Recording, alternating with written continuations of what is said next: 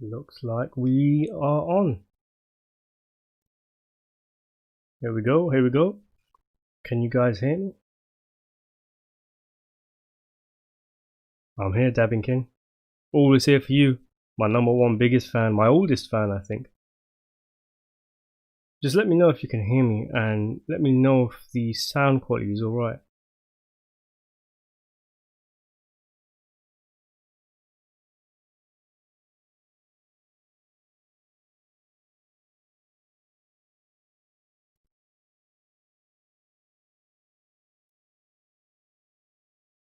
Dr. Andy, will you do a movie review on Emperor's New Groove?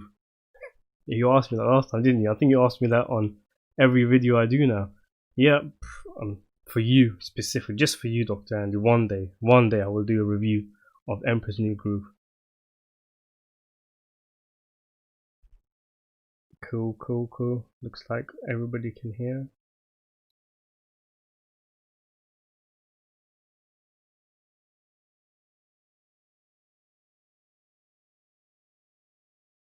Oh, see, there's some comments that I hear before I started. So let's see. Matt's, where are we? Matt's Jada, are you sympathetic towards Scorsese on his complaints about Hollywood not wanting to fund his films when his recent films have these massive budgets? I mean, see, Scorsese said that no one wanted to fund The Irishman before. That is really a really important point, because it's easy to say that, oh, okay, Scorsese wanted to make a gangster film with all these old guys, and yeah, so Scorsese, I don't know what happened there, sorry. Scorsese wanted to make a gangster film with all these old guys, and it was going to cost like $150 million, and who's going to fund a movie like that? But he's saying that the movie was, I mean, he shipped it around Hollywood, no one wanted to fund it before the de-aging CGI, so before it became more expensive. So, I mean, I see both sides of the argument.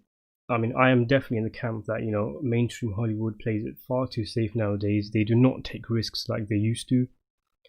And it's unfortunate that so many great filmmakers have been pushed out of Hollywood. They're moving to streaming platforms like Amazon Prime or Netflix, or they're going to TV as well with HBO and things like that. But I also see the other side of the argument in that, you know, the de-aging thing was, you know, one of a kind. No one had ever done anything like that before, not on that scale, and not for this kind of film. You know, it wasn't a superhero movie, and I think we all know The Irishman is not going to make the kind of money that, say, the Avengers are going to make. And then you have, you know, Killers of the Flower Moon. I think we'll have to wait and see. There has to surely be a reason why the film is so expensive. $200 million for a western set in the 1920s. I mean, there must be something we don't know yet. Something something a bit like the de-aging CGI, when we all wondered, why is the film going to cost $140 million or so? And then it was obviously revealed that it was because of the de-aging CGI. So I can see both sides of the argument in terms of Scorsese complaining about Hollywood not wanting to fund his films. What have we got? Cheryl asks, why do Scorsese films cost so much? $200 million for Killers of the Flower Moon seems excessive to me. I think it seems excessive to everyone who knows about it. I can't see why. I can't work out why. And like I just mentioned, I think there must be something that we don't know yet about the film, because there's no reason why this kind of movie should be this. There's no reason why any film should be this expensive, in my opinion. Ed Keaton says, I loved your coverage of The Irishman. Can you please do a review of the film Heat with Al Pacino and Robert De Niro? Yeah, I will definitely be doing a review. It's kind of funny, because I think I mentioned this in the last live stream. I talk about all these gangster films, Goodfellas, Once Upon a Time in America, Heat, Donnie Brasco, all these films, and yet I never seem to review them. And like I mentioned in the last video, in the last live stream, it's because I've seen them all already. So what I ended up doing was I started doing these new kind of reviews called retro reviews, where I watch a film I've already seen and then review it. So I think I've done a Hoffa, the one with Jack Nicholson. I've got one coming out soon for Copland, I think sometime this month or maybe even next month. And I'll be doing all those kind of films, Scorsese's movies, Heat, as you mentioned, and other films. So yeah, stay tuned.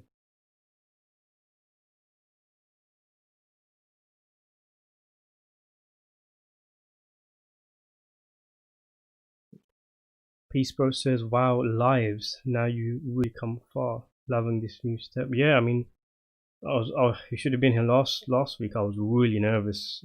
I was shaking really because I mean, I've never done anything like this before. Most of my videos are scripted, so I'm I'm reading essentially something I've already written, and to do something live is something that it's a big step, like you say. David Salgado, hey, hello to you, David.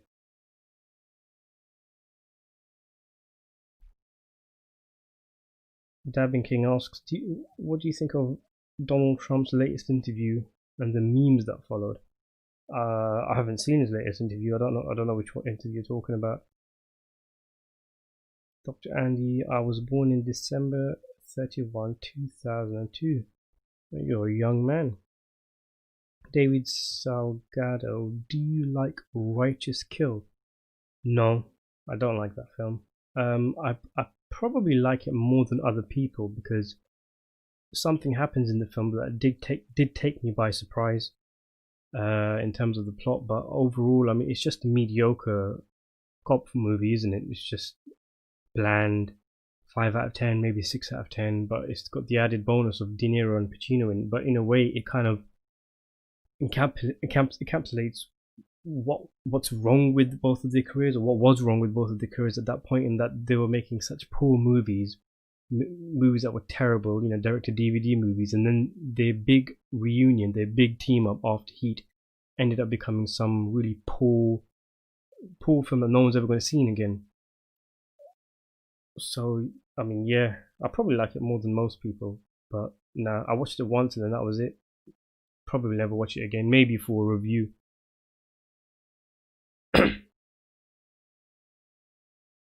Charlie Countryman is a great unknown movie, says Dr. Goldfinger. Is it now? Alright, let me just look that up.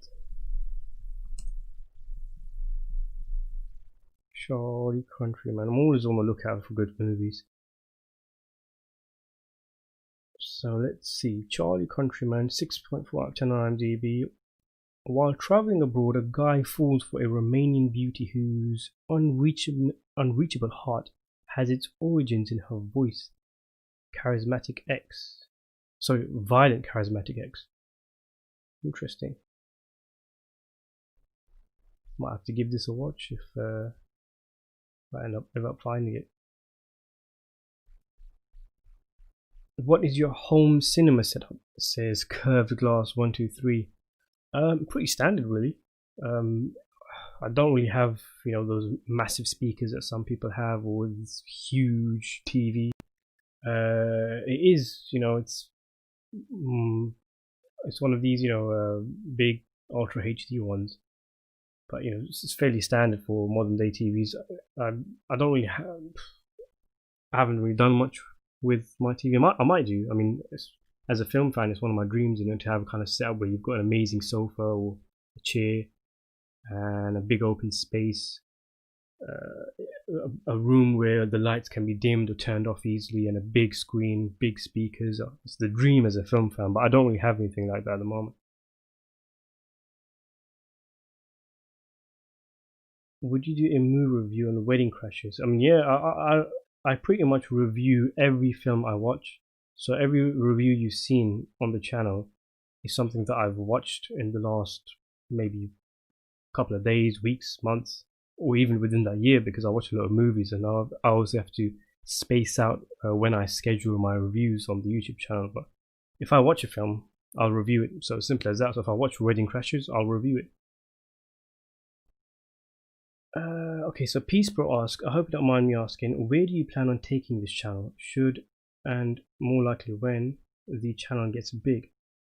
How will you be different from the others? You're by far the most amazing. Well, thank you, Peace Bro, for that compliment.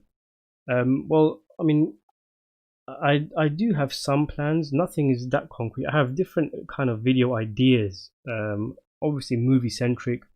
I'll still always be talking about films, like crime films, The Sopranos, all this kind of stuff that I have an interest in. But my YouTube channel is pretty much me just talking about things I like. That's all it is, really. And it probably always will be that. There are some plans I have. So, when I'm thinking to myself in my head, when I hit this many subscribers, I'll start releasing this kind of video or about this subject. And I'm putting certain things on hold because obviously it's at a point where if I release something now and not a lot of people will see it, then that idea is kind of gone to waste. So it's better to wait for a later time. But yeah, I do have plans. But in general, I'm going to stay true to myself.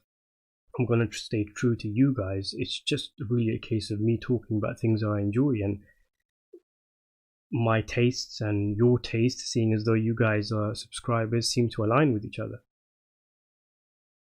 JDR, hi, I really enjoy your videos. Hello, thank you very much for that. Ertugrul, watching Blade Runner Final Cut. Oh, I love the Blade Runner Final Cut. Final Cut has the best look as well. I think in terms of the story, the whole unicorn thing and the ending, the Final Cut from the ones I've seen is the best version of Blade Runner. Great film.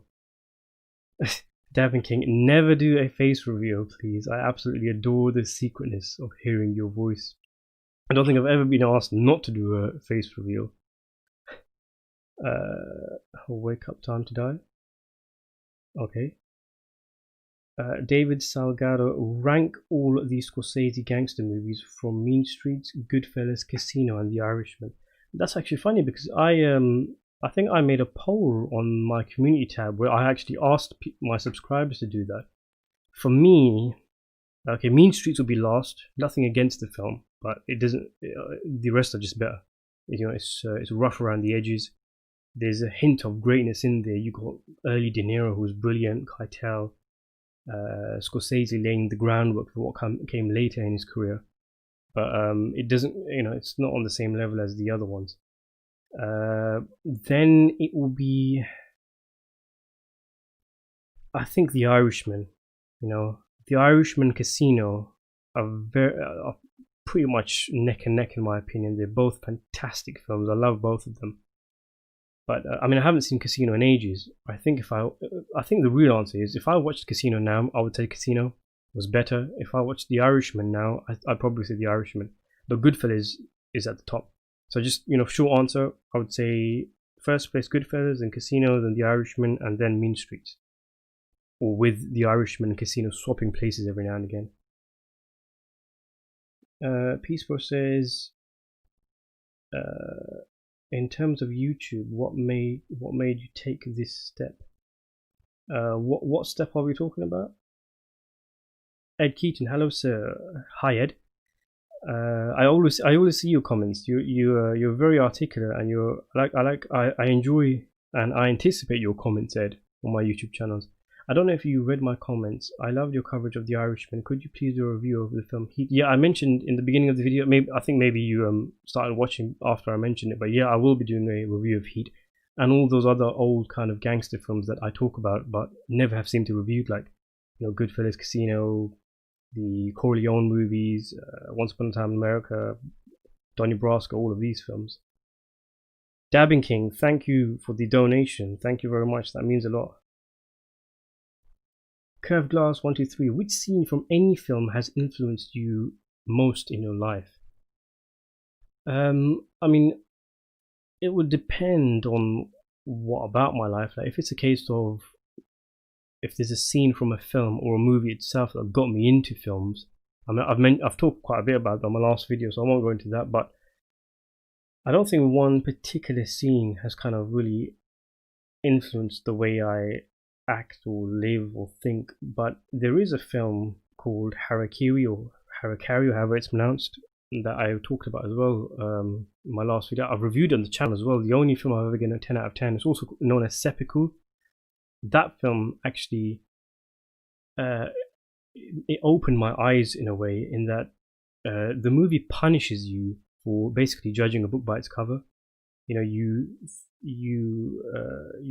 you learn not to assume things until you know the full story. So I mean, I know it's not a scene, it doesn't answer your question properly, but in terms of movies that's influenced me, I think Harakiri is definitely up there, one of my all-time favorite films, because of the way it changes the way you think.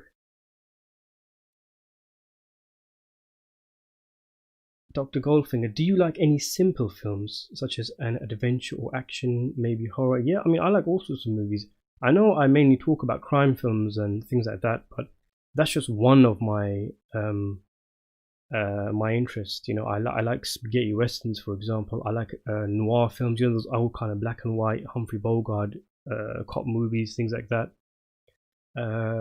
You know, I like everything. I love action movies, Arnold Schwarzenegger films from the 1980s, Predator, Total Recall, those kind of films. Sylvester Stallone movies. I'm a big action fan.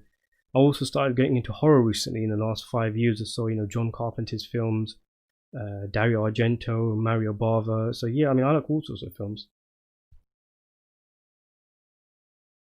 Are you going to do movie reviews for all of Scorsese's movies? I'll probably do a review for most of them, maybe not all of them. I probably should rank them as well. A couple of people have been asking me to rank Scorsese's films. Probably quite a long video because I like to go in depth and talk deeply about the film. So I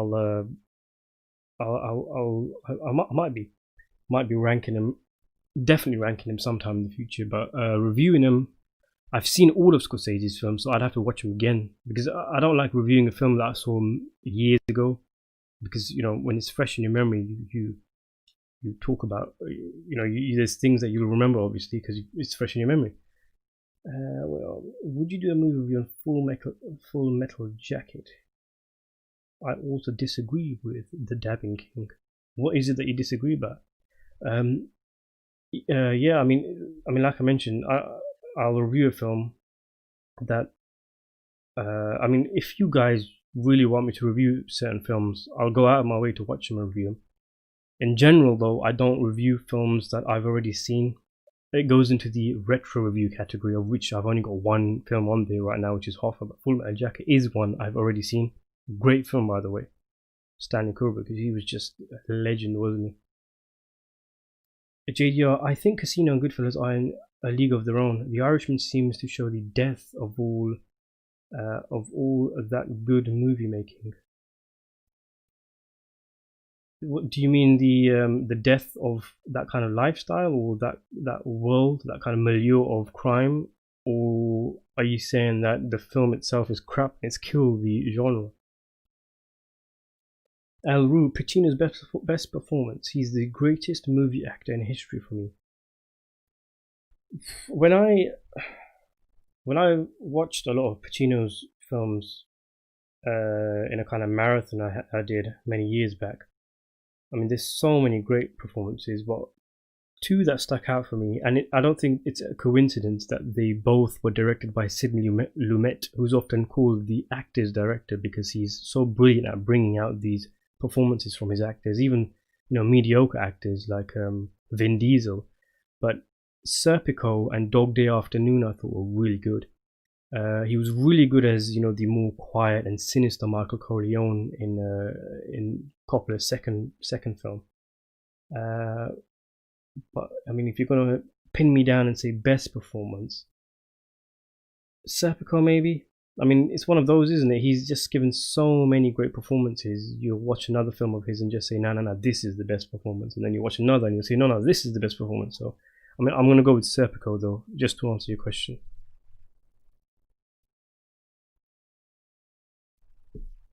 So peace, bro. Step up, as in, what made you want to do YouTube? Not sure if it's been asked before. So, I mean, I've always been a movie fan, but in terms of having real life people to talk to about films, I haven't had many people like that because my friends don't have the same interest as I do. I watch different kind of films to them. You know, I mean, my friends just kind of watch, you know, Fast and Furious and all this kind of stuff, and I've never really been into all of that kind of films. If I end up putting a black and white film on, even my friends that are big film fans, they'll turn it off because they don't want to watch a film in black and white. So I found a message board, IMDb's message board, where they had a message board for every film or every title, to be more specific, on IMDb, which was amazing. And I used to talk all the time. I used to talk when I was at school. I used to talk when I was at college, when I was working. I was working and I was on IMDb having conversations about films. I loved it. But they ended up shutting down the message boards, didn't they? Unfortunately. And I think that, I guess, what prompted me to start a YouTube channel. So I had to have this outlet. I had to talk about films. I had to talk to someone. I had that with the message boards, but after that it was like a heroin addict losing his dealer. So then I just started making YouTube videos, and I talked about bits and bobs. There's a bit of Star Wars in the beginning, a bit of The Irishman, a bit of this movie, a bit of that movie, and I noticed that the Irishman videos were more popular than other films that I was making videos on, and that was great news for me because The Irishman was the film I was looking forward to more than any other film in history. And so it was really rewarding, because on top of the fact that this is the movie I want to talk about more than any other film, this is the film that's getting me more views. So I just kind of doubled down on that, and it went from there, and here we are. So yeah, really, that's the story of how and why I started doing YouTube. David Salgado, it's weird Joe Pesci said no to The Irishman, but he said yes to Love Ranch and Hero Quest. It is weird, that stuck out to me when he, it felt like I'd been stabbed in the heart when he said that he didn't want to be in The Irishman. It was so strange. And like you, I was thinking, he's just done a film called Love Ranch, which I haven't seen it, but apparently it was terrible. So why is he turning down this big reunion with De Niro and Scorsese? Well, obviously, I'm not Joe Pesci and you're not Joe Pesci, so we don't know what reasons he had. Maybe things had changed by the time they got around to making The Irishman. Maybe he didn't think he could do the role. Maybe he thought he was too old. Maybe he just wanted to enjoy his retirement. So who knows? But yeah, I agree. I would think most actors would jump at that opportunity. But Joe Pesci is a bit of an enigma, isn't he?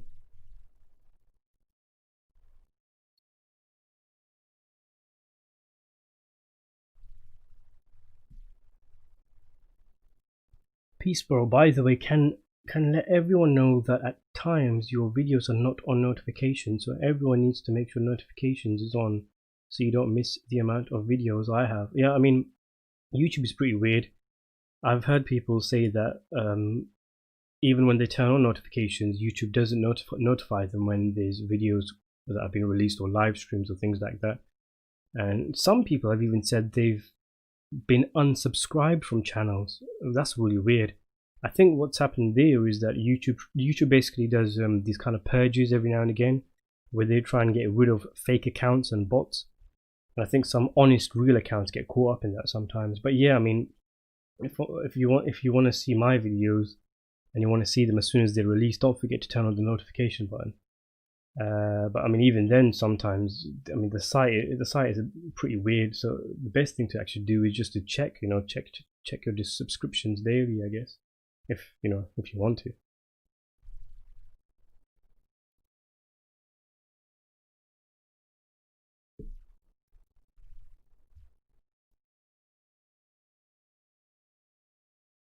Well, I see I'm pretty behind in the chat. I think my connection is slow. It's just refreshed and a whole heap of comments have come up. So Curved Glass 123, spell that film, please. You're talking about Harakiri, right? Let me just make sure I spell it right. I'll just Google it. Alright, so it's spelled Harakiri. It's made in 1962. It's also called Seppuku, spelled Seppuku. If you can find this film, I definitely recommend it. It's a brilliant film. Dabbing King, another donation. Thank you so much for that. You gave so much in the last video as well. So, all I can do is thank you, and, I really appreciate it. David Salgado, have you watched every single Scorsese short and documentary and TV shows? Yes, I have, except that one he did about the Rolling Stones. No, okay. Let me say that again. I've seen all of his feature-length films. I've seen all of his short movies. I've seen every TV episode he's directed. So that one he did about the first episode for Vinyl and the first episode for Boardwalk Empire. I haven't seen any of his documentaries, mainly because I don't really have an interest that much in the behind the scenes of music and stuff. I'm quite behind in there in terms of the arts. So none of his documentaries. I'm pretty sure I've seen all his shorts. So he did one about the Big Shave. There was the Alfred Hitchcock homage he did, The Key to Reserva, a couple of years back.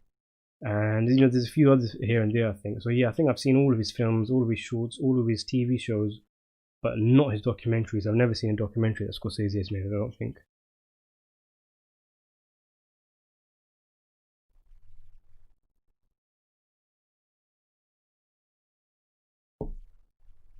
MR Mr. Red, hello there, love your content. Thank you, Mr. Red. JDR asks, what's your view on movies like Saw and other gruesome movies and where they fit into the world of good movies? I mean, it depends on the movie themselves, doesn't it? Because, some gory films are crap, some gory films are brilliant. Saw itself, I thought was a good film. I liked it. It had a really good twist. It kept you on the edge of your seat. And there were some really horrible, gruesome scenes in there, but they were grounded in reality. Like the foot scene, the sawing off the foot. I saw half of the. No, did I see half? No, I think I saw the whole of the second one, which I thought was a major step down. It kind of amplified the gore, but the story was so-so. The story was mediocre. I haven't seen the rest of them. I heard it just goes into gore and torture porn after that, which is unfortunate because the first one was actually a pretty decent film.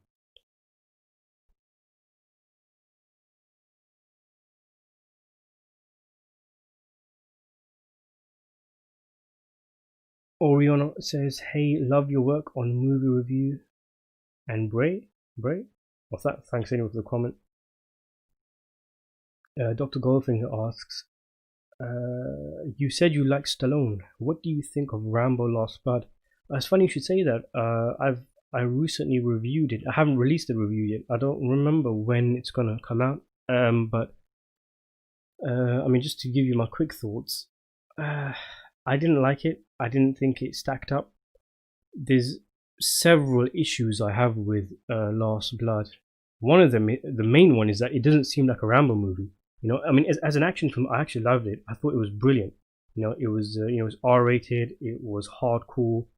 If it wasn't called Rambo, if it was any other, it was just a random Sylvester Stallone action movie, I'd be probably saying right now to you that I really enjoyed it. But as a Rambo film, I think it fails because the character went home in the last one. He got to the place that he needed to be, and they just kind of, it felt like they dusted off the Rambo character, pulled him out of the drawer, and it wasn't necessary. It didn't need to be a Rambo film. I mean, I'll go into it more in my review, but I mean, I thought it was a good action film, a very bad Rambo film, and ultimately I felt it was a disappointment. The worst of the Rambo films, I think.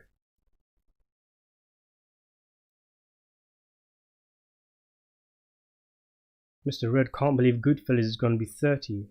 Yeah, it's going on 30 years, yeah. It's been a long time. I mean, when is its anniversary? I can't remember. It's something like in September, I think. Whenever it is, I've got loads of videos on Goodfellas scheduled to come out around about then. So, stay tuned. David Salgado, favorite Christopher Nolan movie? I mean, he's made some great films, hasn't he? I was a big fan of Interstellar. I was a big fan of the one he made with Pacino, Insomnia, the Insomnia remake. Probably The Dark Knight. I know it's the standard choice, but I mean, that film was brilliant, wasn't it? I mean, as a fan of films like Michael Mann's Heat, it seemed like this was a kind of spiritual successor. It was like he took the template of those kind of crime films that I like watching and you like watching, and just kind of found a way to make it work within the comic book world. And then obviously from there, a lot of other filmmakers started doing the same thing, and we saw mainstream comic book movies get more and more grounded, and had realism and relatability bled into them. I think like the Joker movie, for example.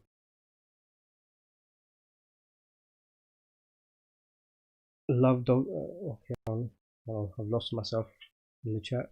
Love Dog Day Afternoon and Serpico. Yeah, I mean they're great films, aren't they? So Sidney Lumet was a fantastic director. I loved him. I talk about him a lot in my top 10 favorite film directors list.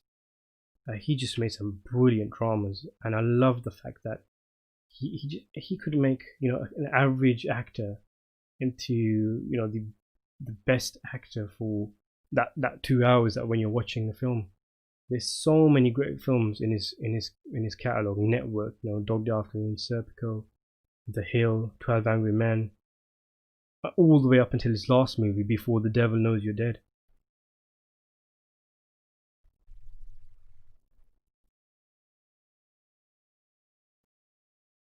So JDR has added to what he was saying. I mean, both. It shows the death of good movies, and the story. He's talking about The Irishman, by the way, and the story it's about. It's obvious it shows the death of that type of life. Equally, it shows the death of good movies. Hollywood didn't even want it. I mean, yeah, you make some good points. It was definitely supposed to be a curtain closer, a kind of last hurrah for all these actors and that kind of world of film, that kind of gangster movie kind of world. We're never going to get a gangster film this big, this epic, and with this kind of budget ever again, I don't think.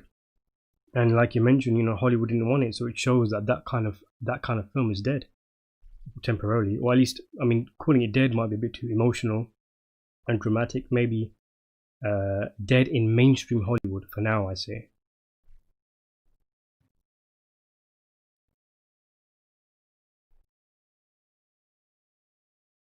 So Orient says, sorry, I didn't finish my comment. As I was saying, I love your work, and I have a question. In the upcoming movie, The Killers of the Flower Moon, who do you think should play the role of Tom White? See, that's really interesting. So for those who don't know, Tom White is the investigator. He's sent by they don't call the FBI then, but they eventually became the FBI. And he's the head investigator to find out why all these murders of these Native Americans are occurring. Now, originally, it was thought that Leonardo DiCaprio was going to play this character. Turns out he's actually playing somebody else. Robert De Niro is playing somebody else. So obviously the question is, who's going to play Tom White? He's obviously going to be a major character in the movie. And I mean, we haven't heard any news. I imagine it's going to be announced closer to the filming date, because I mean, DiCaprio and De Niro, they're producing the film as well, aren't they? So it makes sense that they'll be announced this early. But I mean, I have no idea who's going to play. And in terms of who I want to play the role, I mean, there's a vast number of actors who could do the role, couldn't they? I would prefer someone who's never worked with Scorsese before, someone new, a bit like the Irishman, where you got all these familiar faces, all these people that Scorsese has worked with, like De Niro and Pesci, and even in TV shows like Boardwalk Empire, where he worked with Bobby Cannavale and Ray Romano. But then you had Al Pacino, mainstream huge actor. Everybody wanted him to work with Scorsese once in their careers, and then he did it. So maybe there's another actor out there somewhere that Scorsese hasn't worked with that he really should do, because they just will gel together well. And who knows, or maybe even Scorsese goes for an unknown actor, or maybe it turns out the role of Tom White isn't that much of a big role, because I mean, as I've mentioned in many of my YouTube videos, it seems Scorsese is going to be making the movie from the bad guy's point of view, which means that there'll probably be less time for the investigators, less screen time for the investigators in the show, so it might not even be that much of a big role. A bit like, I don't know if you guys were aware of this, but there was a lot of talk about who was going to be playing Robert F. Kennedy in The Irishman. It was huge, Some people were even saying that there was going to be a secret cameo from Leonardo DiCaprio as R.F. Kennedy, and it ended up being a really minor role. He's in like literally 2 scenes, so who knows? You just never really know with Scorsese. I've read the book. I've read, I Heard You Paint Houses, but when he makes a film, he's obviously seen something and he's got it all figured out in his head. He's seen something and he wants to tackle a certain aspect of the book and make it in the way that he wants to make it. And he said that with Killers of the Flower Moon is not going to be like the book. He's mentioned that it's going to be different. So I mean, that gets me really excited.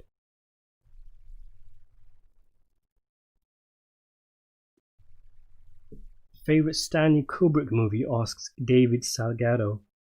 I mean, that guy would just made some amazing films, didn't he? My top three, I'd say in third place I'd have A Clockwork Orange. Second, I'd have 2001. My first, though, would be Barry Lyndon. I mean, you could just pull a name out of a hat with Stanley Kubrick and say this is my favorite Kubrick film. So I mean, it really doesn't matter what's at number one. But Barry Lyndon, I watched that film and it was just a magical experience. The story and the look, the look of that film, the cinematography is amazing. You could literally pause it at any scene and it looks like a high art painting or something. And I love the way it ended as well. You had all this bickering and fighting and all this ego and these fights over not even power, just about status and people being offended and wanting satisfaction. And then he ends it with that kind of subtitle that says, it was something like rich or poor, young or old, they are all equal now. I mean, that's just such a brilliant. It's almost like you're taking the piss out of your own film, your own characters that you've just, we've just spent 3 hours watching that, and then you're saying, oh well, whatever happened, they're all equal now. They're all in the grave, and it's something to think about, isn't it, for us? When we're fighting with our family members, fighting with outsiders, the world is such a hot, hateful place at times, and we just need to think sometimes we're all going in the same direction. We're all going to end up in the same place, and that's the grave. So, it's worth thinking about death sometimes to put things into perspective. Have you seen any Ingmar Bergman movies? I saw Persona. That's the only Ingmar Bergman film I've seen. I've really liked it, but I've just never got around to seeing any other ones. I mean, there's so many famous ones, isn't there? Wild Strawberries and all the other ones. Have I seen any other ones? I don't think so. I think it's just that one I just mentioned, which I really loved. Would you do a movie a movie review on the death of Stalin? Asks Dr. Andy. Also, have you been to my home state of Los Angeles, California? I haven't been to Los Angeles, no. Heard a lot about it though. Seems like a brilliant place to live. I've seen The Death of Stalin. You know what? I have reviewed it.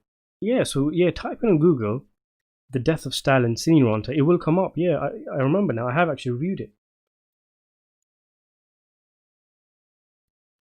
Octagon Proplex says Pesci isn't impressed with a lightweight hacks like Scorsese. He's worked with maverick authors like Chris Columbus. Mate, are you trolling there? Are you trying to get a reaction out of me or something? Because come on, man. Hack like Scorsese, author like Chris Columbus. Chris Columbus, I mean, he's made some of my favorite films. Home Alone, first two Harry Potter films when I was a kid. I loved them. But come on, Scorsese and Hack, and Joe Pesci loves him, so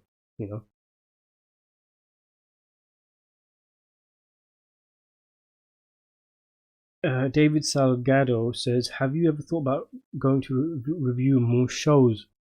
Yeah, I have actually. That's interesting because I mean, with the lockdown, we've got more time at home. I didn't really have that much more free time, to be honest, because I mean, just personal reasons. But it did mean I had more time to provide to TV shows, and I started to watch a few of the more famous ones. Before the lockdown, I hardly watched any TV shows. In terms of the more popular series, I'd only seen Boardwalk Empire and The Sopranos. So I've watched a few since then. Like I finished Deadwood, the whole thing, and I've reviewed a few of the seasons, and I've got the rest of the reviews coming out, and and a review of the movie. I saw the first season of Peaky Blinders, and the review's coming out in a couple of days. And there's a few like that, a few TV shows here and there that I've seen, and you're going to see a few. You're going to start seeing a lot more reviews of TV shows, definitely on the channel. I mean, is there any that you feel that I should watch? Any that you recommend? Because I'm a complete novice when it comes to TV shows. There's a lot on my watch list, a lot I want to get through, but I don't know where to start. I don't know which ones deserve my attention more than others.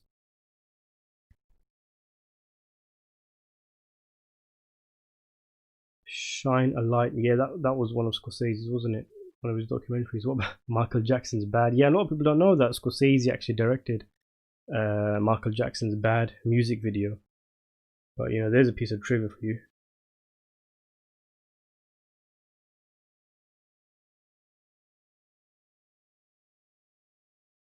I just got a text message from someone I know who watches my videos saying, when am I going to be doing the live stream? It's disappointing that I'm not doing it, but I am doing it. Is it not working, guys? Anyway, would you like to see Goodfellas turn into a comic book adaptation? I don't really read comic books. I read 2, 3 in my lifetime, I think.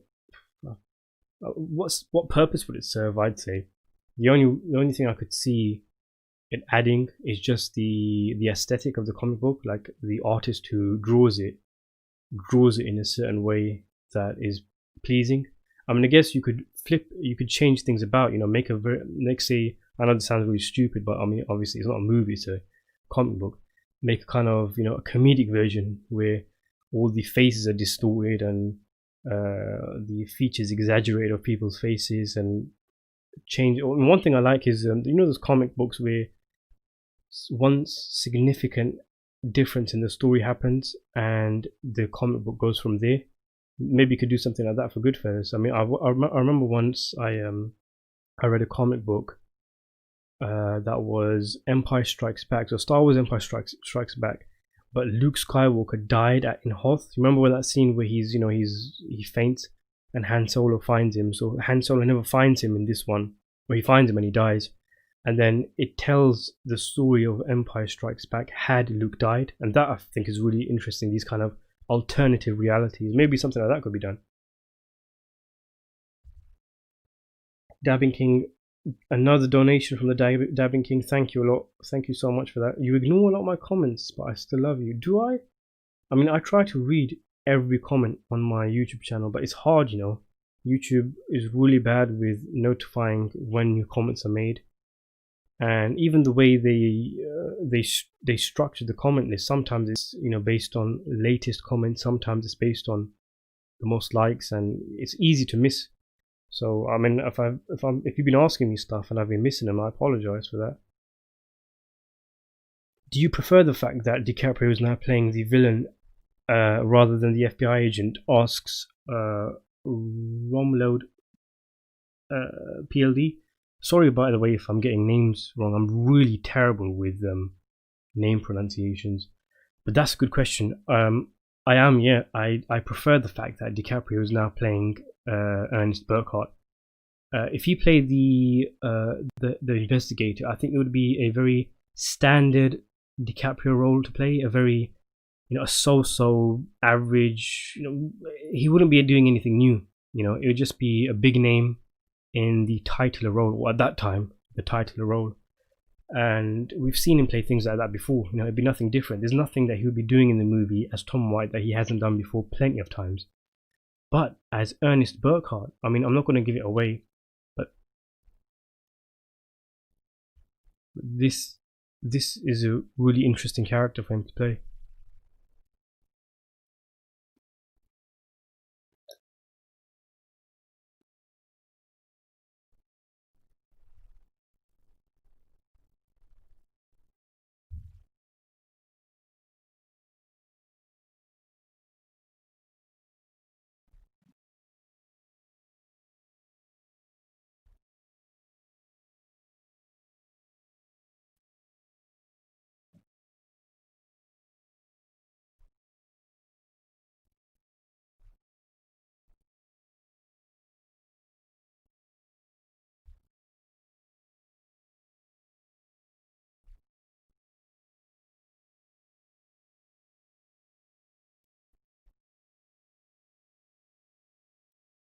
Sorry about that. I had to quickly do something.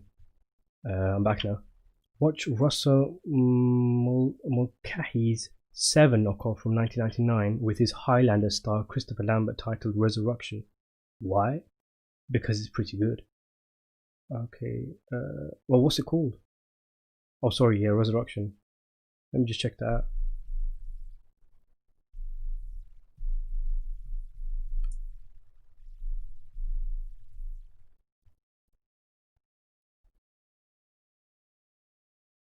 Resurrection, 1999. Chicago homicide detectives Prudhomme and Hollingsworth are assigned to investigate a murder. Both become entangled in the plot of a serial killer whose goal is to recreate the body of Christ. It does sound like a Seven knockoff, doesn't it?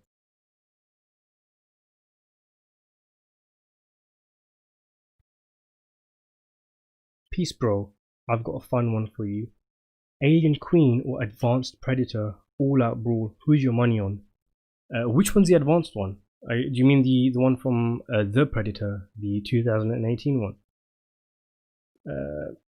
I mean, the Alien Queen, as tough as she is, she got knocked out by Ripley in a big robot suit. So, an agile predator who's got all these weapons, who's on point, who's not worried about ego like most of them are. I think he'd be able to take out an Alien Queen. He'd come back from the battle bloodied and bruised, but he would be able to do it, I think. Yeah, David Salgado, September the 19th. That's when Goodfellas anniversary will be, and I've got a video coming out on September 19th, and all around September of Goodfellas. That's kind of Goodfellas centric month for my channel.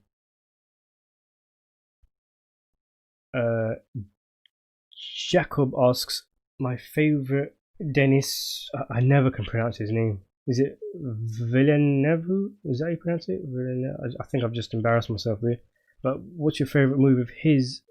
Mine would be Arrival. I haven't seen all of them. I've seen Arrival, Sicario, Blade Runner. The Blade Runner sequel is done. I haven't seen Incendies, which is supposed to be one of his best. I've seen Enemy. From the ones I have seen, maybe Arrival. Arrival was brilliant, but Blade Runner was outstanding. I'll probably go for Blade Runner.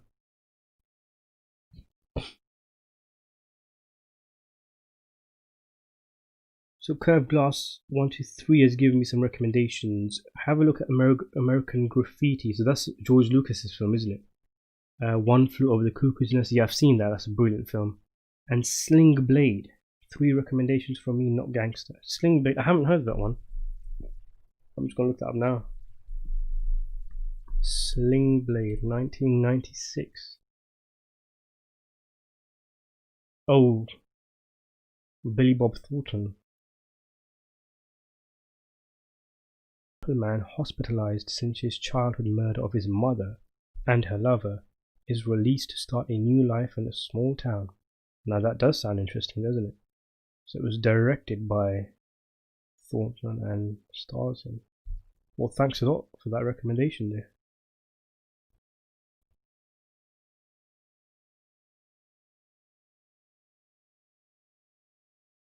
David Salgado, do you like Star Wars?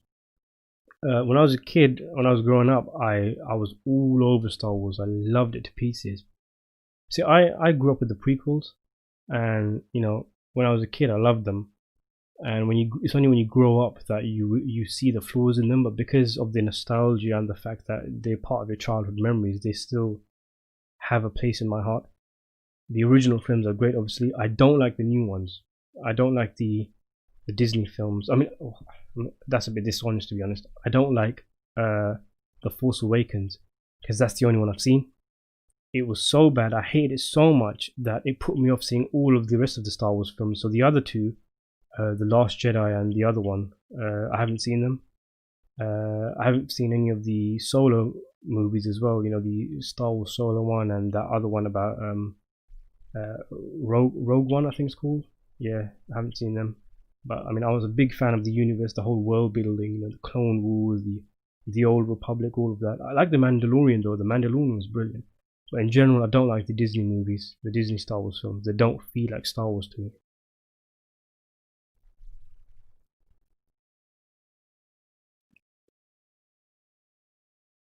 Jacob asks, "What do you think of Parasite?" I haven't seen it. I've been meaning to. Just I've never gotten around to seeing it yet. I really do need to see it because everybody seems to think it's amazing, don't they? So hopefully I'll see it soon. David Salgado asks, "Who are some actors you would like to see in a Scorsese movie in the future?" I would like to see Christian Bale and Morgan Freeman. I mean, I would like to see Bale. I think Bale and Scorsese could go well together. It's hard to think of an actor because Scorsese has worked with so many actors. You actually forget he starred with them. Like, Jack Nicholson, Tom Cruise, Paul Newman. There's so many actors he's worked with. Imagine Johnny Depp getting a comeback role in a Scorsese film. Wouldn't that be great? I think maybe Johnny Depp or Christian Bale off the top of my head. Jake Gyllenhaal is a good actor. Maybe him. These are all obviously mainstream actors. Actors who are already in the limelight. I'm sure there's. If I was looking at a list or something, or if I was watching a movie, I'd probably say, I wish that guy works with Scorsese.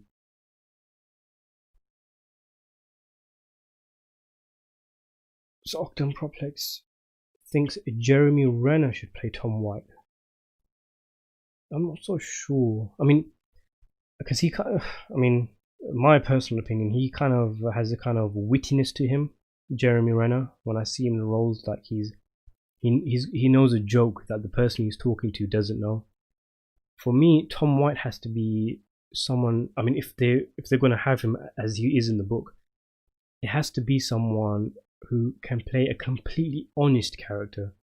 Someone who's sincere, who's got a kind heart, a good heart, and has compassion and wants to help other people. Jeremy Renner, I don't think I've ever seen that from him. And I can't think of someone who I'd pick to play Tom White.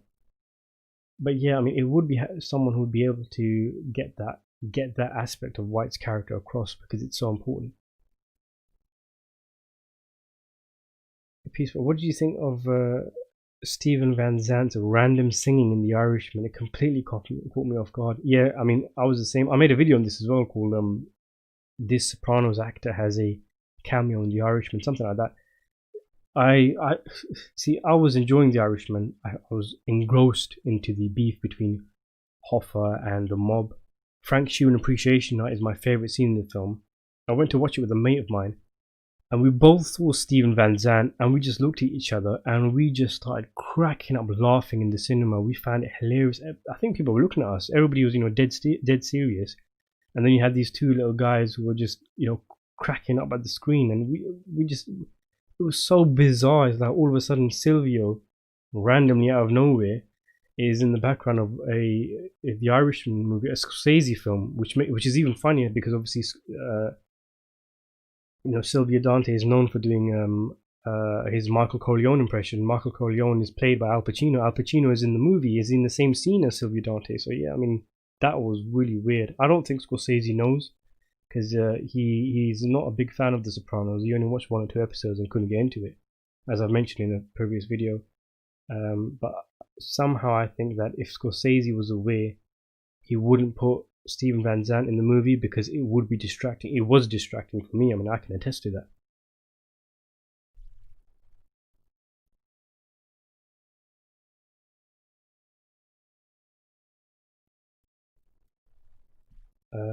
David Salgado says, "Where I live, Hugo, Mean Streets, Taxi Driver are on Netflix." Yeah, Netflix has. It depends where you live, and different movies on Netflix. For me, in the UK, I think it's just Mean Streets, Goodfellas, and The Irishman. The Wolf of Wall Street was on there up until a couple of weeks ago. True Harm says, "Are you a fan of Tarkovsky or Bergman's films?" So I've seen only one of each, so I can't. It's too early for me to say I'm a big fan of them. I imagine I would be because I liked what I saw so far. I saw Persona from Bergman, which I thought was brilliant. I was mesmerized by that film. I thought there was so much you could talk about it. For Tarkovsky, I watched Ivan's Childhood, which I liked. I didn't love it, but I liked it. But yeah, it's too early for me to say I'm a fan of him. Ash Harry, hey Senior, do you have any filmmaking book recommendations? I haven't read any books on filmmaking. I mean, I know of a lot, but I just never got around to reading them. The one that I'm most interested in is what was it called? They made actually a film documentary of it as well. That one that's called something like Raging Bulls. Come on, there was a Jack Nicholson film that's in the title.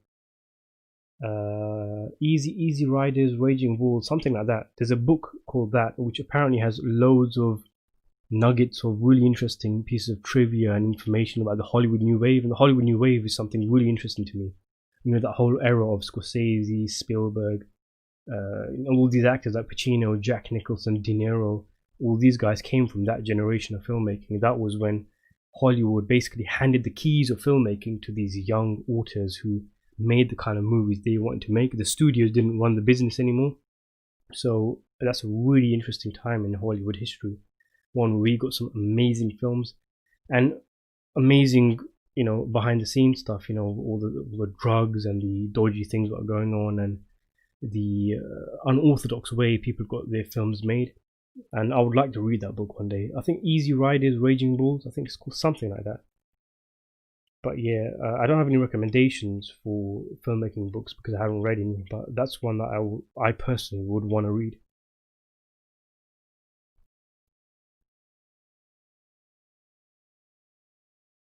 Would you do a movie review of The Book of Life? I haven't seen The Book of Life.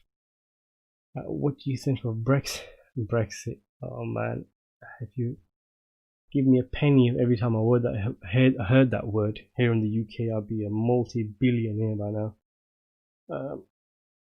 To be honest, I'd probably prefer not talking about politics as of yet on this channel. In general, though, just to answer your question very briefly, I see short-term and long-term there being more negative outcomes associated with Brexit as opposed to positive ones. So I'll leave the Brexit discussion there.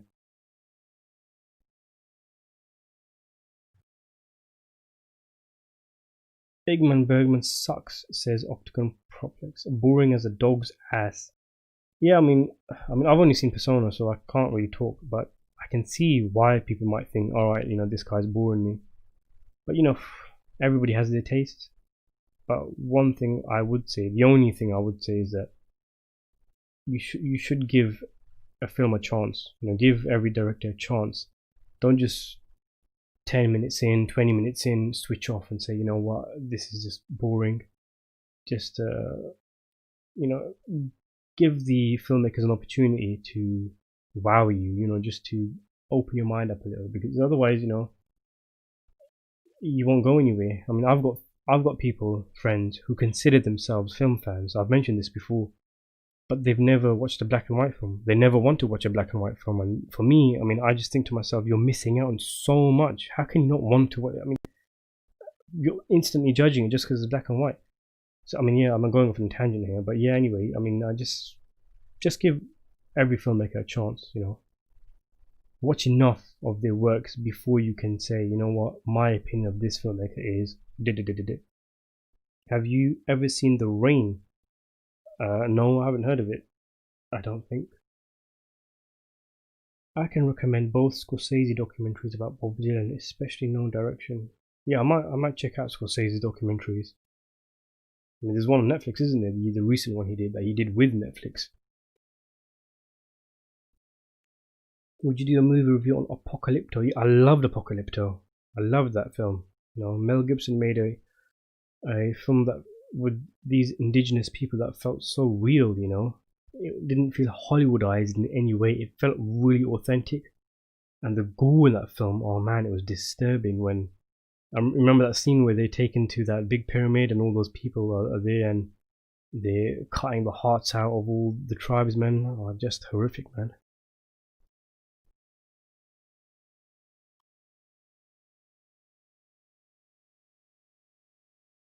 What is your favorite candy bar?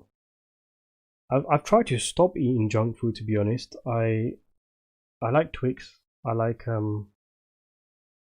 Crunchy. I don't know if you guys know these. I don't know if they're just in the UK and they call something else in your countries. But I mean, in general, I don't really eat candy bars and chocolate stuff and all that kind of stuff. I'm trying to be healthy, trying and failing, I'd say. Shane Black's The Predator says Octagon Pro. Is it Proplex or Proplex? Says Shane's Black The Predator would have been better as a sequel to Attack the Block. I mean, The Predator I thought was crap, I mean, I've got a 10-minute review if you want to see it, but I felt it was going so well up until the big predator shows up and the little predator gets killed. After that, it's just a shit show, terrible CGI, retarded character decisions, and just crap, It's just a typical Hollywood PG-13 fluff, even though it isn't PG-13, but you know what I mean. It just feels like that. The opening 20 minutes or so I thought was great. As a big Predator fan, I was really disappointed with that film, especially seeing as it comes from Shane Black of all people, who you'd think if there's anybody that can make a good Predator film, Shane Black can. And he's not made a bad film out of the ones he's directed. He's written some amazing films, and then he comes out with this.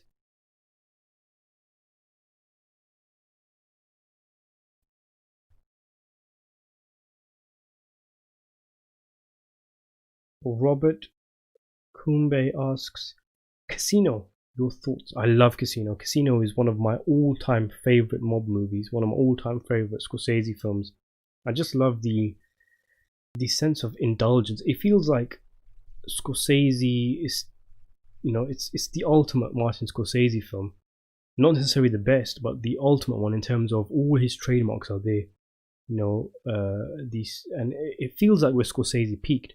Because for a long time I said that though I liked his films after Casino, I like Bringing Out the Dead, Shutter Island, The Aviator, Hugo. I always used to say to people, I like his films, but I don't think he's ever made a masterpiece since Casino. I mean, this was before The Irishman came out, but Casino was where he peaked. I felt, and that's where when it was the last time he worked with De Niro, last time he worked with Pesci. It was one of those films that was just all out, But yeah, I mean, I love Casino. Absolutely love it.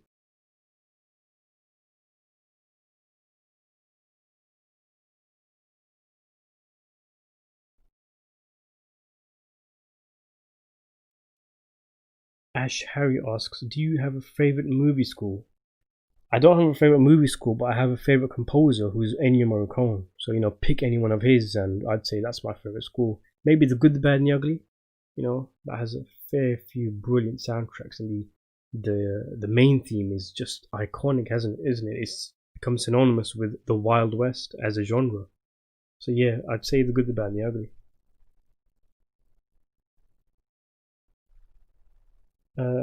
Octagon Proplex says, I'll tell you what upcoming movie has an epic cast. And no, it isn't that flavor of the month Dune casting. It's Wes Anderson's The French Dispatch. Yeah, Wes Anderson always has brilliant casts in his films, isn't it? Most of the time, though, you watch the film and most of the big name actors end up having small roles. But I mean, I agree with you that. I mean, let's have a look. Let me just quickly Google it. Who's actually in The French Dispatch? Because Wes Anderson has a habit of attracting some major names to his films, doesn't he? Everybody seems to love working with him. Unless you're Gene Hackman, of course. So we've got Edward Norton, Timothy Chalamet, Tilda Swinton's in it, William Dafoe, Benicio del Toro, wow, Owen Wilson, Bill Murray, Christopher Waltz, yeah, Frances McDormand, yeah, that is a brilliant cast, isn't it? But it's only an hour and 43 minutes, so I imagine it's not worth getting too hyped up about the names, as is typical with Wes Anderson's films. I mean, in general, I love his films, getting excited for the cast is probably not the best thing to do. Can you believe Scorsese was in Shark Tale? Yeah, I mean that's weird, isn't it? I mean I like the way they played that. De Niro was the big bad shark, and Scorsese was the kind of the idiot little helper. I mean he actually really fitted the character. I liked Scorsese as a voice actor. I think he should do some more voice acting roles. He had the perfect voice for the character he was playing. He was a pufferfish named Sises, yeah.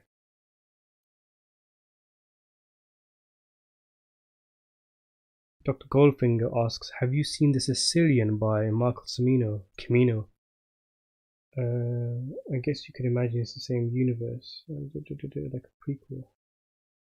I haven't seen it. I have heard of it. I've known of it for a very long time. I do want to watch it one day. Have you seen it, Dr. Goldfinger? Do you think it's good? Is it worth me checking out? Octagon Proplex, Joaquin Phoenix should work with Scorsese. Yes, definitely. How could I have missed him from when we were talking about Killers of the Flower Moon?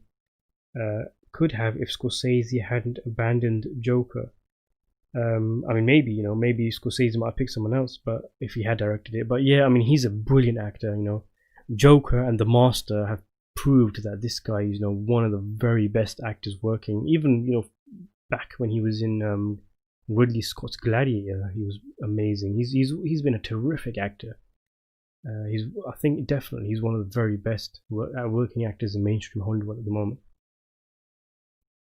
Do you like Hangman?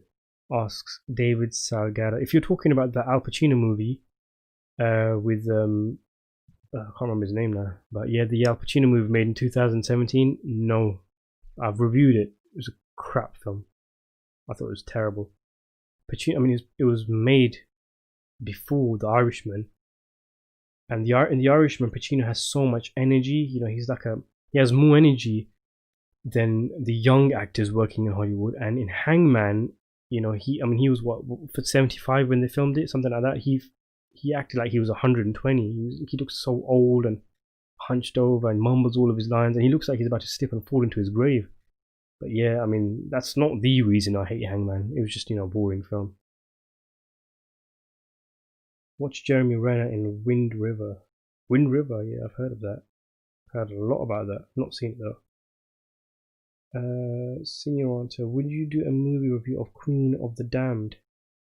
That's Werner Herzog's movie, isn't it? 2015. I've not seen it, but it got terrible reviews. What do you think about Donald Trump's HBO interview? I haven't seen it. I don't know about it.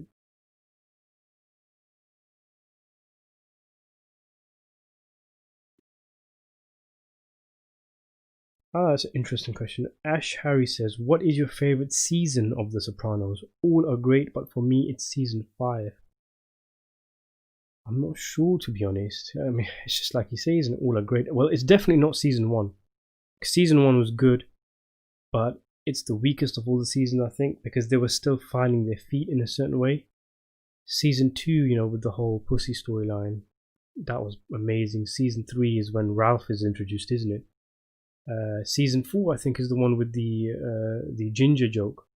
The mole on the ass, if I remember correctly. I mean, season 5, you've got Frank Vincent being introduced. It's season 6 where it gets all dark and depressing. It's hard, man. That's a good question, though. I'll probably say season 5 and 6 on rewatches are kind of, they're really dark. So in terms of comfort, you know what I mean when I say comfort food. There's comfort TV, isn't there? So in terms of comfort, I would say not 5 and 6. So, and some of the more interesting characters hadn't been introduced yet in season 2. So I think maybe season 3 or 4, somewhere in the middle, where most of the main characters were alive, and things hadn't gotten too far, too serious yet. Yeah, I think maybe season 3 or 4. I'd have to rewatch it, to be honest. I haven't seen it in ages. I don't really remember what happens that much in specific seasons.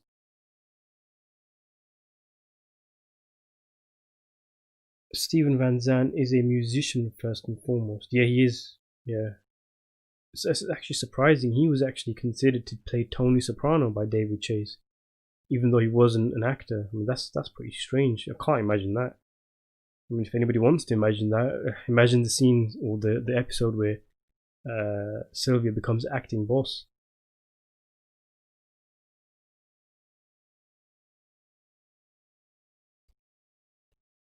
Have you read any Dostoevsky books? Asks Jacob. No, I haven't. I don't know who that is. Maybe you can enlighten me. Dabbing King gives another donation, and you're gonna get another thank you from me. You know, I'm so grateful. You know, seriously, Dabbing King. You know, you've been there with me from the beginning, bro. This is this is the last of my wage until payday, mate. You're number one, Dabbing King. Don't forget that. David Salgado asks favorite book. Well, I mean that's funny because I've started to read a lot recently, especially in the lockdown, and I've got a few reviews coming out. I mean, I don't really have a favorite narrative book. I haven't read enough, I'd say, but there's so many. I mean, I know this sounds like a really boring choice when you consider it's me, but I really liked I Heard You Paint Houses. You know, I read it before I saw The Irishman, and that was a brilliant book. If you like The Irishman and you like the union stuff, the mob stuff, especially the union stuff, because there's a lot less of that in the movie.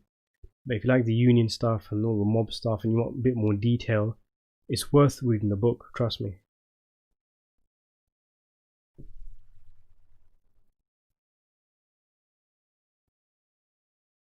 Have you seen the Soviet World War II film Come and See? It's astonishing, recently released on Criterion Blu-ray, says Octagon Proplex. No, I haven't. I've always wanted to see it. I think it's on Netflix in the UK, you know. I have heard so many amazing things about it, but no, I haven't seen it, no.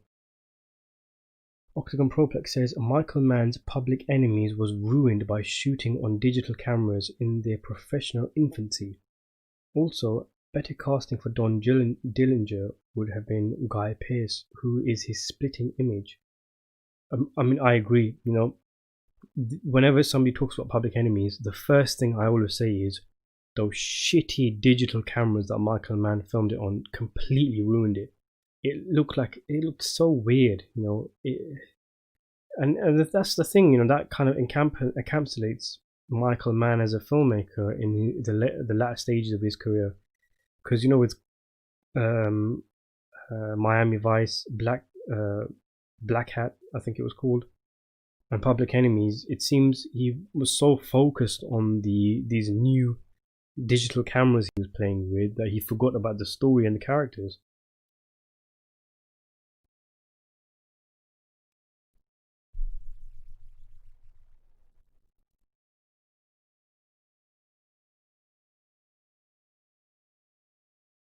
Have you ever seen The Danish Clown? Jacob asks. No, I haven't.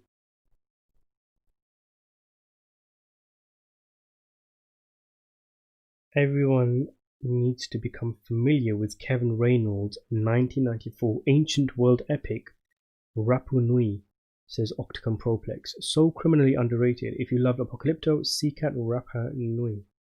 Well, let's become familiar with it. Let me just look that up. I haven't heard of it, by the way.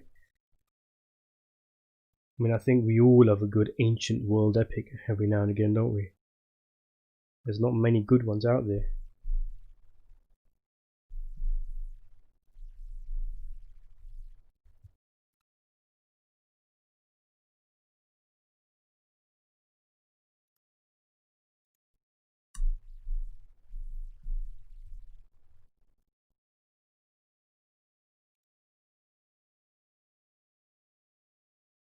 Rapa Nui. Now let's between the representatives of two warring tribes changes the balance of power on the whole remote island. Interesting. Should I tell you a film I watched recently? I mean, it's not an ancient world epic, but it is about an indigenous set of people. This kind of this discussion just kind of reminded me of it. What is it called? It's called Birds of Passage. It was a recent movie, I think 2018. It's kind of a gangster film. It's basically a rise and fall mob movie, but they take that template and they transport it to the drug bonanza in Colombia, and it basically it's about how the old world traditions and cultures become eroded when the younger generations start getting greedy and going into the drugs and all of that, and it shows just how the culture of the country changed. That's a great film worth checking out, I think. It's not an ancient world epic, but it's about. I like films about indigenous people because if they make it right, you kind of get lost in them, don't you? You forget you're watching a movie sometimes. Sometimes it feels like a documentary.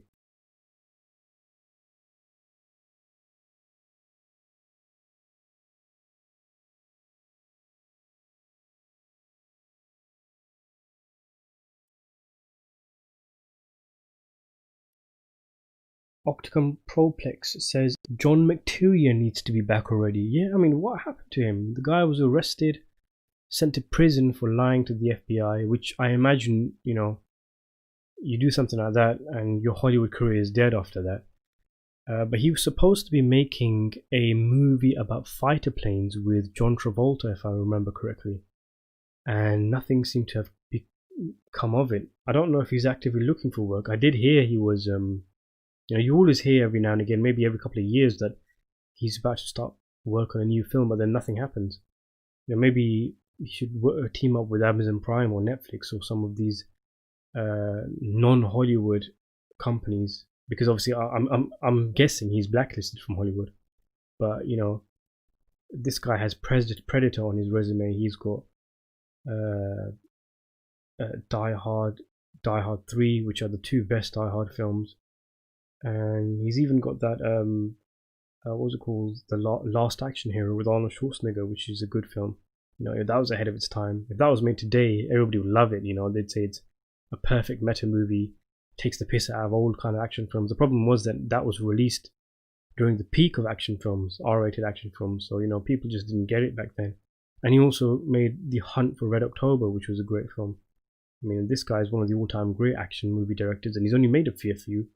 I know he kind of went off the ball towards the end, but it would be really nice to see him make an action film again, if he still got it in him.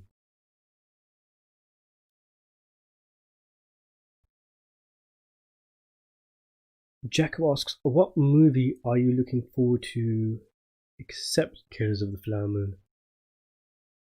Well, I mean, it's kind of weird because I'm not someone who really. I used to do this a lot when I was younger, but when you grow up and you see that there's so many movies out there, so many movies coming out, it's the movie world is a lot more bigger than just Hollywood, and when you realize that, you kind of stop looking out for films and anticipating films. At least I do, and you just kind of take them as they come.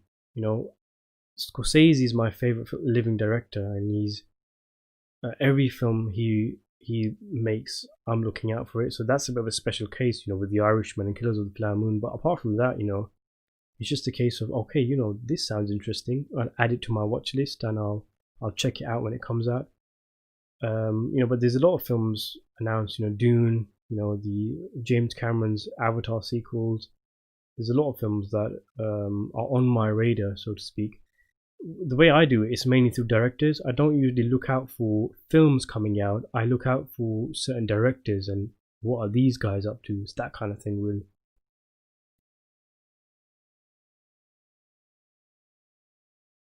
Dr. Goldfinger says, I found the Sicilian on YouTube, but I jumped through it. Interesting.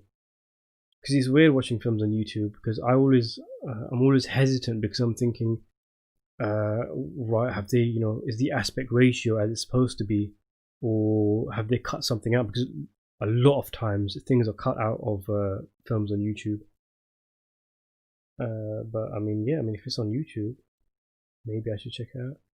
Octagon Proplex says, I will always feel Pesci ought to have portrayed the Penguin, but Scorsese could play it too. Colin Farrell though? Whatever. Yeah, Pesci as the Penguin. I'm trying to imagine it now. Sounds kind of funny. I mean, Danny DeVito was, I think he was a perfect choice within that style of filmmaking. sort of within that style of film. Sorry, I mean, we can all raise our eyebrows at Colin Farrell, but I think it's really does depend on what kind of style the film is going to be. The new Batman sounds interesting. They've gone for an unconventional Batman, I think. Robert Pattinson. The Batmobile suggests, the leaked, not leaked images, but the promo shots of the Batmobile suggests that it's going to be like an 80s movie, which kind of more grounded film, which is interesting, very interesting. After this stream, I want you to do movie reviews on Edward Scissorhands and Tim Burton and Ed Wood. I'll do them now if you want. Short little reviews. I mean, Edward Scissorhands, I don't remember much about that, but I remember really liking it. I mean, the one of the things I liked about it a lot was the color scheme, and that just the environment and the world building of all those juvenile gossiping women, when they're all over on the phone talking about what's going on. And Edward Scissorhands himself, obviously enigmatic character, the way he tries to blend into society with some hilarious results. I mean, that was a good film. Ed Wood, though, is on another level. I think that is a brilliant film. I actually teared up watching that. I'm not afraid to admit. I don't know why. I just kind of felt like it had power. It was a funny story. It was heartfelt. It had poignancy. I mean, at times it's just a dumb film about a quirky group of friends just trying to make movies together, but there's a power within it that I just thought Tim Burton captured and never managed to capture again in his career. But yeah, I love Ed Wood, one of my all-time favorite films. There's actually another film like it, in terms of story, a recent film, Netflix film called what was it called again? It's gone out of my head. My mind always goes blank when I turn on the mic and start doing live streams. It's Eddie Murphy's comeback film. How could I forget? I'm always going on about that film. Hold up. Yeah, Dolomite. Yeah, Dolomite is my name. That's about Rudy Ray, who made a film, and a terrible blaxploitation film, but it was so popular, and it just goes through the making of that film. It's very similar. If you liked Ed Wood, you're gonna love Dolomite. It's like the blaxploitation version of Ed Wood, and it contains, in my opinion, Eddie Murphy's best performance, and perhaps is Eddie Murphy's best film. And I'm saying that as someone who's seen all the old ones, 48 Hours, Trading Places, Beverly Hills Cop. But Dolomite's My Name was fantastic, in the same way that Ed Wood was, in that it was funny, it was silly, but it had power. There was a power to it. And it was so funny. I mean, I watched it after I had a hernia operation, and it was so funny. I nearly popped my stitches laughing.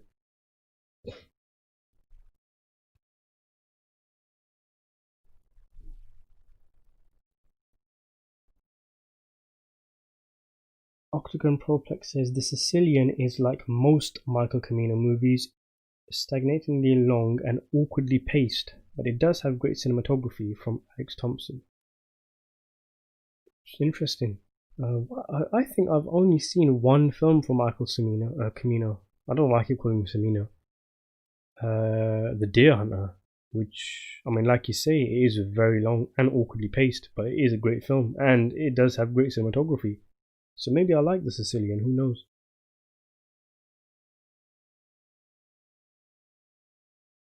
Dostoevsky is actually mentioned in The Sopranos, where his most famous book, Crime... Oh, he wrote Crime and Punishment, all right.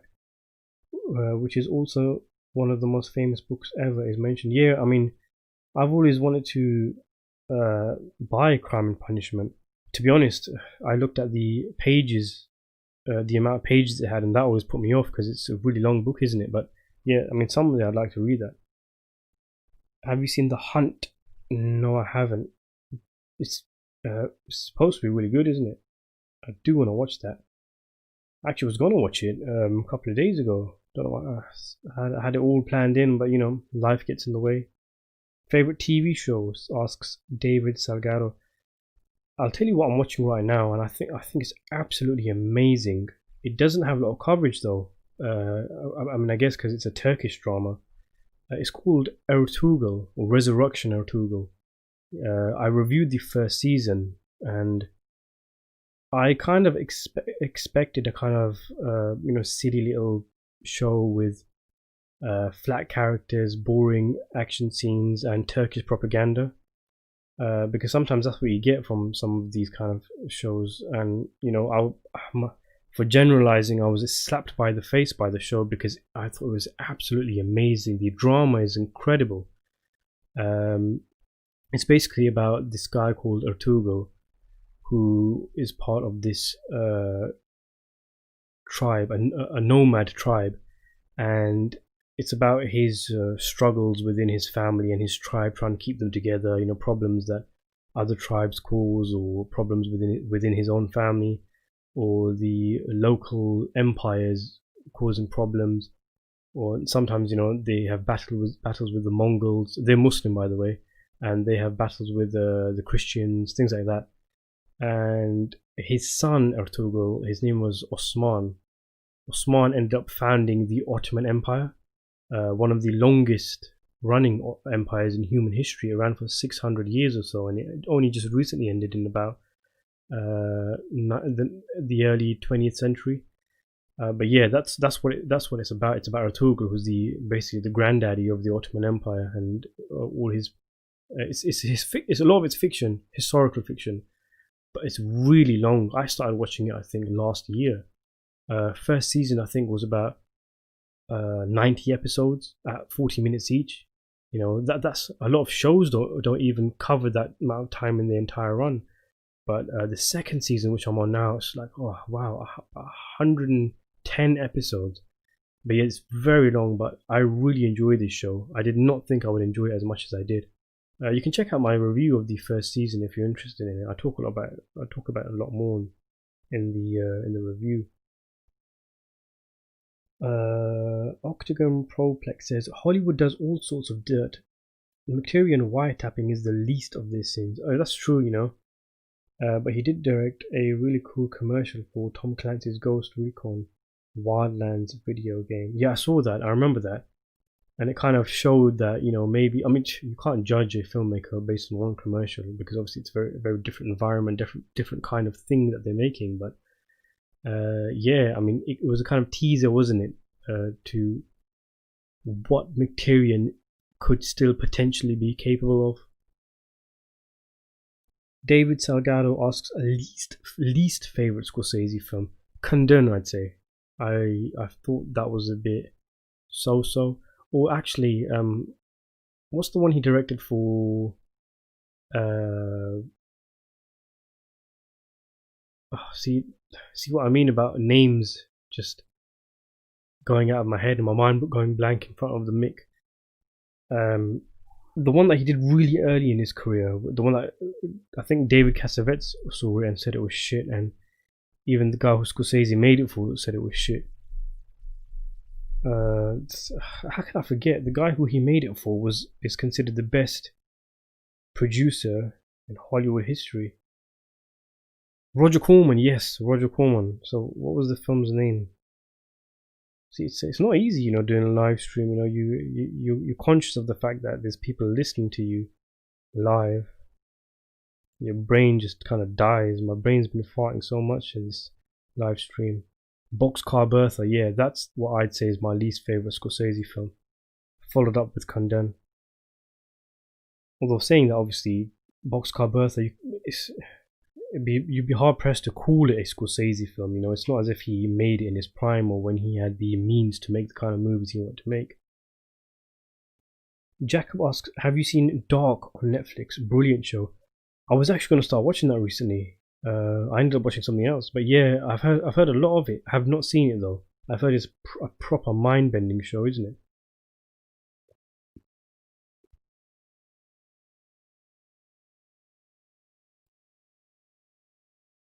David Salgado asks, do you think Scorsese should make another kids movie?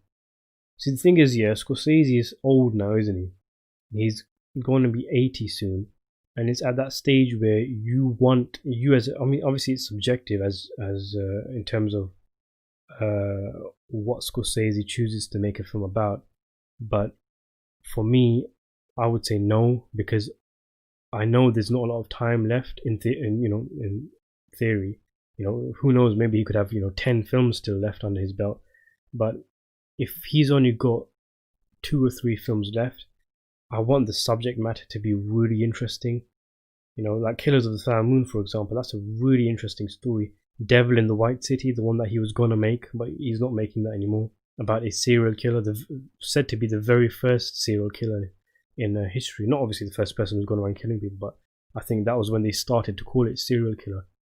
H.H. Holmes. These are really interesting ideas. The Irishman was a brilliant idea to make a film from.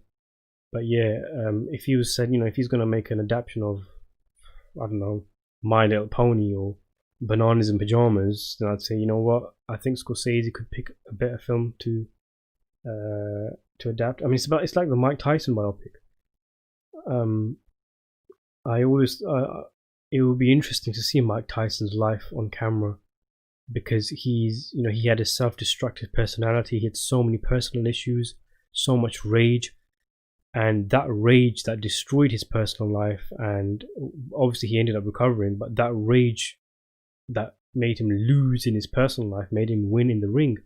The problem is, though, you've heard that before, haven't you? Because it's Jake LaMotta's life story as well, and Scorsese's already made Raging Bull, so it's one of those where I think I would like to see that film. I probably would like to see Scorsese direct it, but not at this stage, not when he's probably got just a few films left. I want to see him make films that I think only he could make, if that makes sense. So like say Shutter Island, Shutter Island was a brilliant film, and yes, he did have his personal touch on it, but if now in 2020 he ended up deciding to make a film like that, I'd probably say, you know what, David Fincher could have made this, Ridley Scott could have made this. Is it something that, because it's a commercial film, isn't it? It doesn't have the personal Scorsese touch, like he's exploring new things, like he's really delving deep into the kind of things that he loves. So yeah, I mean, I know that's a long answer, but to answer your question, no, I don't think I want to see another Scorsese kids film.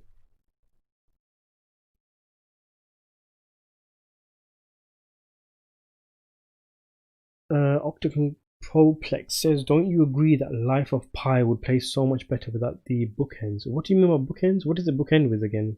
Because I don't remember this. Oh yeah, I think what you're talking about is it's when the old guy narrates the story, isn't it? Something like that. Yeah, when he's older and he tells the story. I mean, I guess it could work as a straight story, but I think they wanted to explain the spirituality of the film, didn't they? The kind of spiritual aspects, and that's the method that they chose to bookend it with the old guy narrating. If that is what your question is, so maybe it works for what they were going for. In terms of pure entertainment, visceral entertainment, yeah, I agree with you. The whole tiger attacking and all that island stuff, and the ship just sinking. That stuff is really cool, and maybe it might have been better if they cut out that kind of fat, if you consider it fat.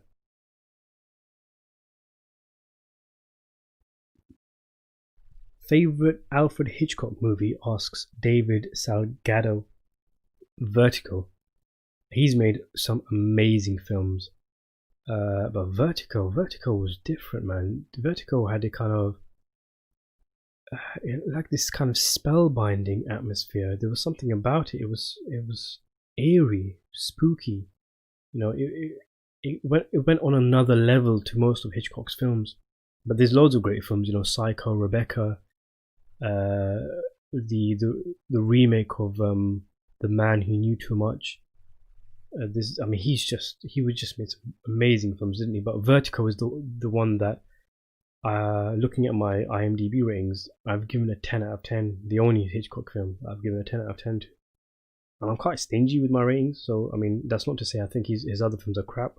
I just think that one is on another level.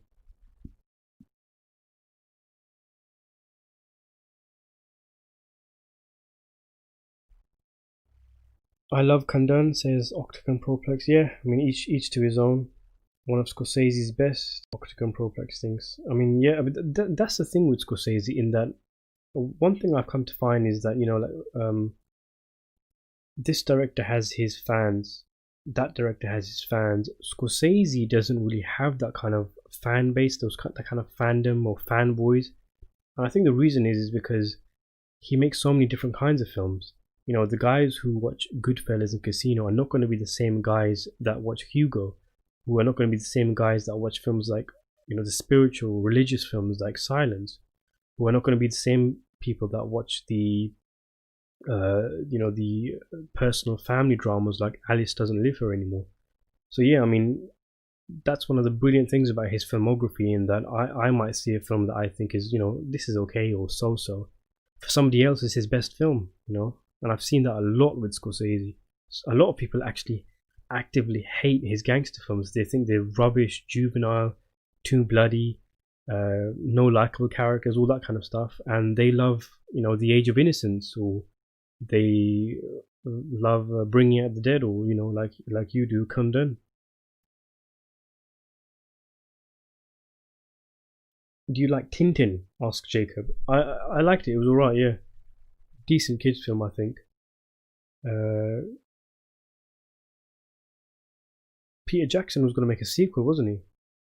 He worked with Spielberg on the original, and they were going to do another one, but nothing happened. I mean, I watched that with my siblings, I think, in the cinema.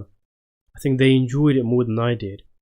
I thought it was good, but there's few things that I found a bit iffy, like the fact that they kind of tried to imitate real life cameras when they not filmed it, but when you're watching it, the way it looks is that a real camera is being used, and I just felt that was kind of unnecessary, because it's like the errors or the things that you have to accept when you use a real camera. I mean, I'm kind of waffling here.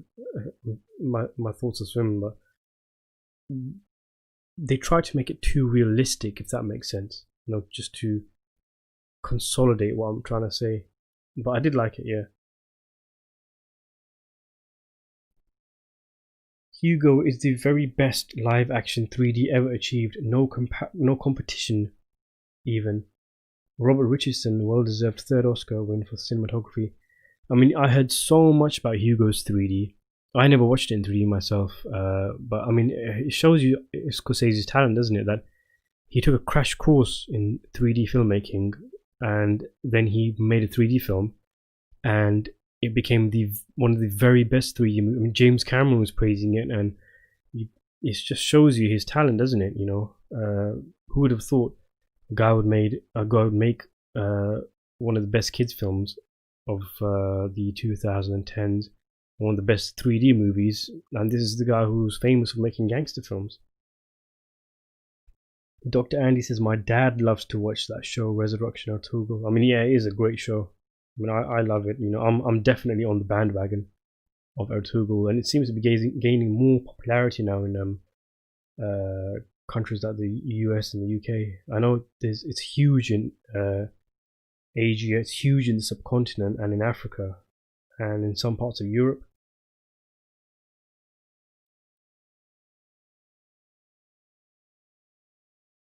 Tintin is the Indiana Jones movie Kingdom of the Crystal Skull wished it could have been, says Octagon Proplex. I mean, that's a good way of putting it. Kingdom of the Crystal Skull was poop, wasn't it?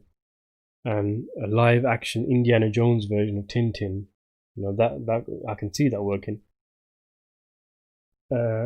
Octagon Proplex says Vertigo is just a flat out hypnotic film. Yeah, that's the word that I was probably looking for when I was saying it was eerie. Hypnotic is definitely the word I would use to describe Vertigo.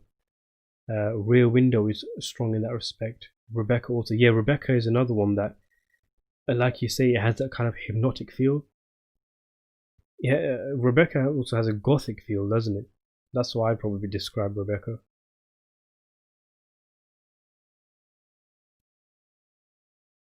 Watch Francis Ford Coppola's The Rain People from 1969 with James Caan and Robert Duvall. Really fine drama. No one ever talks about it, says Octagon Proplex. I haven't heard of that.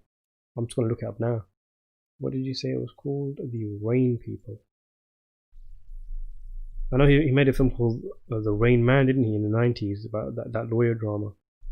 Let's see this. I mean, Robert Duvall and James Caan, that's quite a cost.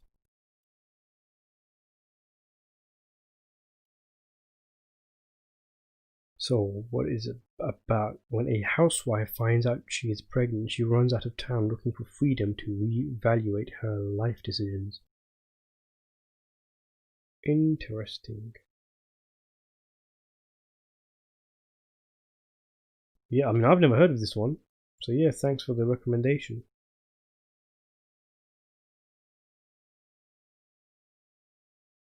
Yeah, Jacob, dreamlike. Yeah, that's another good way to describe Vertigo. Prod123 says, will the Many Saints of Newark show how... Sorry, so what? Newark somehow... Oh, sorry, I can't read. It's late in the evening for me. Will the Many Saints of Newark show how The Sopranos ended? I don't think so. I don't think they're ever going to touch The Sopranos ending. It's something that I mentioned in a video that I said that perhaps there could be a clue in the movie which tells us what happens at the end, but I don't see David Chase doing that. No way. I think he's just gonna not touch the ending of The Sopranos. So Jacob's asking, what films have I rated 10 on IMDb? I haven't got my account open with me, but off the top of my head, there's a few more than this, but Vertigo, The Good, the Bad, and the Ugly, Once Upon a Time in the West, Once Upon a Time in America, the first two Don Corleone films. What else is there? There is a few others, not many. But I mean, I don't know why. Maybe I'm just too stingy. But you know, for a film to be 10 out of 10, it has to be really something special.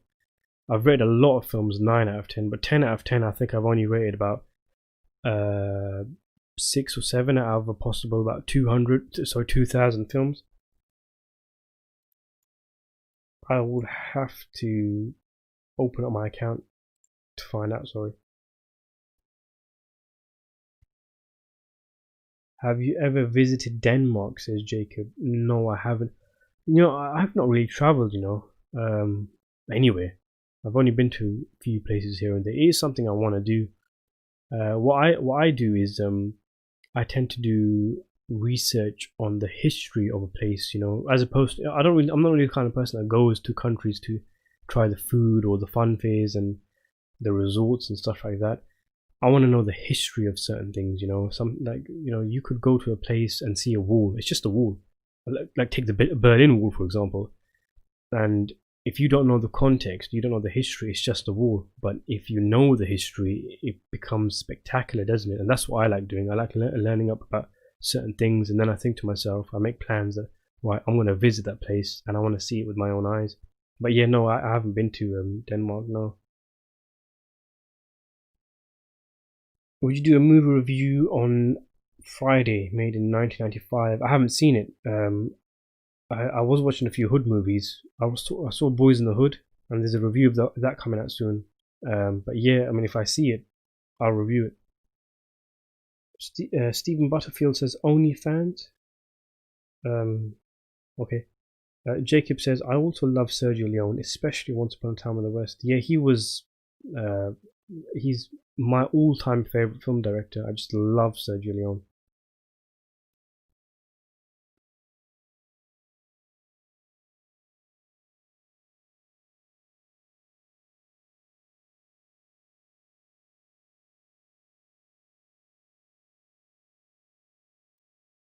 So what films are you guys looking forward to? So obviously, you know, if you're on this live stream, chances are you're waiting for you want to watch Killers of the Flower Moon. I imagine some of you will. But what else are you guys looking forward to? Maybe there's a couple of films out there that I haven't heard of, and you mentioning them might actually put them on my radar. What kind of films are you guys waiting for? Anything coming out this year or has been delayed or coming out next year or is in development or filming that you guys are waiting for?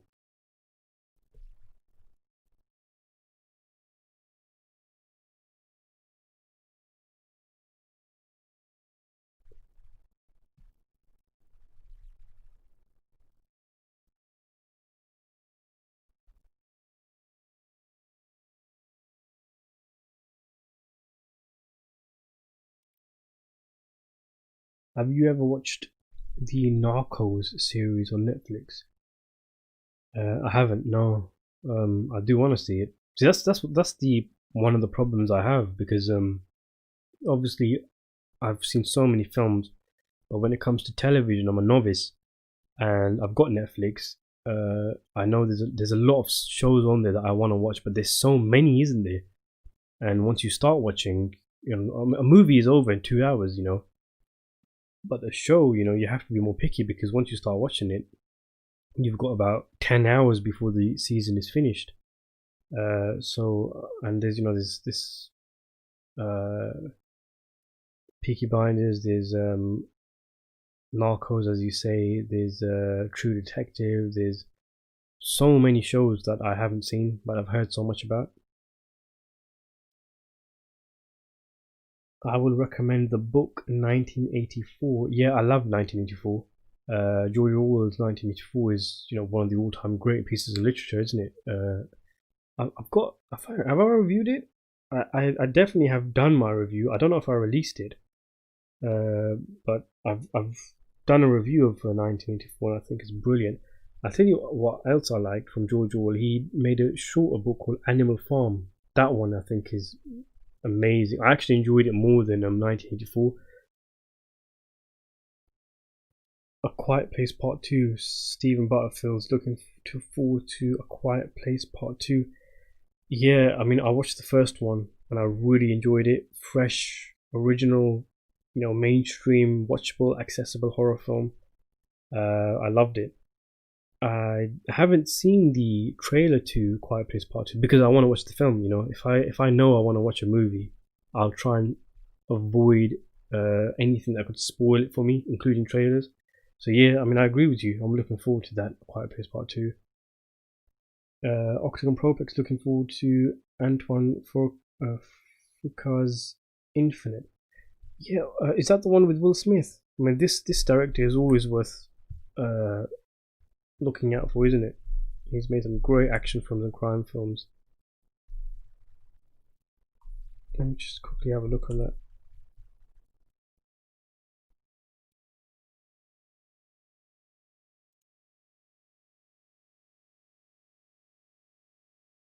No, it's not the Will Smith one. What am I talking about? Infinite 2021 apparently is coming out. It's in post-production. A man discovers that his hallucinations are actually visions from past lives. Mark Wahlberg stars. Cool. I mean, Antoine Fuqua. If Fuqua, is that how you pronounce it? He's a decent director, isn't he? To be honest, I think I prefer more of his older films. Like, I don't think he's ever matched Training Day, but still, there's there's a lot to love in his filmography. It's not bad.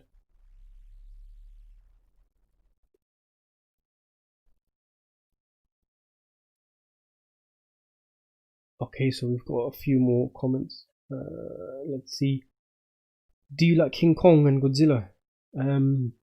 Which one though? Because there's quite a few, isn't there? I've seen the original 1954 Godzilla movie. I've seen the 1998 version. I saw the 2000, or was it 2015, 16, the recent one.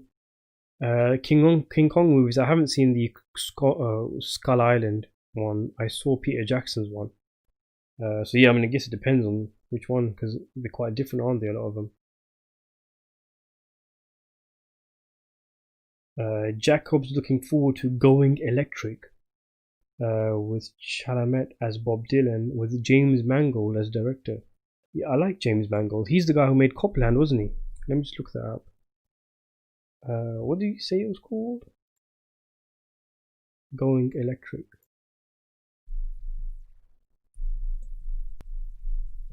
See, this guy made Logan, didn't he? And apparently he's going to be making the new Indiana Jones movie. Steven Spielberg has given him the reins. So there's not a lot of information available on Going Electric. But yeah, I mean, I haven't heard of that. So yeah, that's on my radar now, isn't it? When is your next stream? Asks David Salgado. I mean, I might make this a weekly thing. Every Saturdays at 11. That's a good time for me. 11 UK time. In US time, I think it's 6 in the evening. Everybody's asleep in my house. Usually at that time, there's peace and quiet. I'm not busy, so yeah. If you guys want, I'll try and make this a regular weekly thing. So Octagon Proplex is looking forward to Paul Greengrass's next film, News of the World. I haven't heard of that. See, this is awesome. You guys are throwing new film recommendations my way, because I'm the kind of person who doesn't really watch that many new films. Not consciously. It's just it's like when people are asking me, have you seen Parasite and all these films, and I've heard so much about all these movies, but I just never got around to watching them. And I tend not to really keep up too much. Because I mean, I used to be so on it when it came to movie news and new films coming out when I was younger. But then obviously, getting married, having kids, getting a job, all that kind of stuff, you start to just get too busy, and you get more picky with the kind of films you watch as well.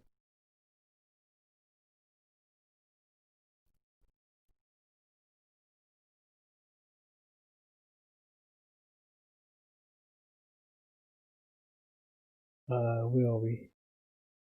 Dune, of course, the new James Bond, and Mission Impossible. Jacob says, yeah, I mean Dune. That's one that we're all looking forward to, I think, isn't it?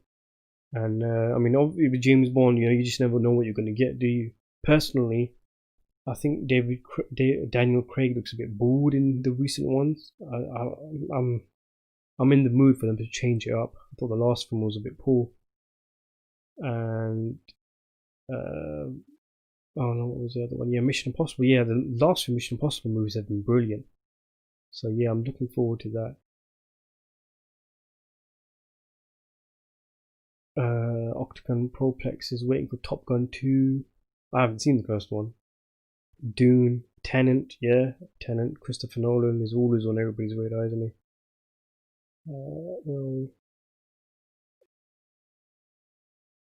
Octagon Proplex says Tears of the Sun is so underrated. Director's cut, one of the best action films of the 2000s. You know what? I'll try and check that out now that you've said that. The one with Bruce Willis and what's her name? Can't remember her name now. But yeah, I know which one. I know which one you're talking about. Stephen Butterfield asks, "Do you like John Ford?" I do. Yeah, I've seen quite a few of his films. There's still, I mean, he's a bit like Hitchcock, isn't he? When in the sense that he's made so many great films, but there's so many that you just end up never seeing. What have I seen? I've seen The Man Who Shot Liberty. I can't remember the name of the film now, but The Searchers, and yeah. But to answer your question, I do like John Ford's films, unless you mean do I like him as a person or politically, but which is a much different question, isn't it? Because he was quite politically motivated, wasn't he? But in terms of his films, yeah, I like his films. David Fincher's Mank, starring Gary Oldman, Octagon Proplex. Oh yeah, David Fincher. Haven't seen him make a film in a long time. And Gary Oldman, I haven't seen him push himself. I mean, I know he won an Oscar for playing Winston Churchill recently, but he could play Winston Churchill in his sleep. I don't think we've seen him push himself a lot in the last few years or so. He's been doing some really shit films, so it's good to see him in a David Fincher film, and especially one that follows the development of one of the most iconic films of all time, Citizen Kane. It'll be interesting to see that.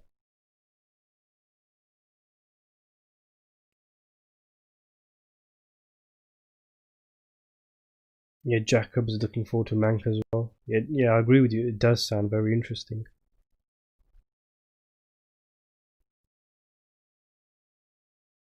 There's Deep Water, Armageddon Time, Babylon. So it's a lot. See, a lot of these films. See, this shows you how so out of touch I am. A lot of these films I've never even heard of. It shows you how behind the times I am. I just don't have the time anymore, you know. Because when I was in high school and when I was in college, I was the kind of person who could watch 2 3 films a day. I would stay up at like 2 in the morning just watching films, and then I'd be ready in 7 o'clock in the morning to go to college. Now that's just impossible, you know, when you've got family, and even if I try, the kids have been put to sleep, and then you put a movie on, you're sitting in bed, and it's 9 or 10 o'clock, and I just struggle. You know that I struggle to stay awake. I just can't do it.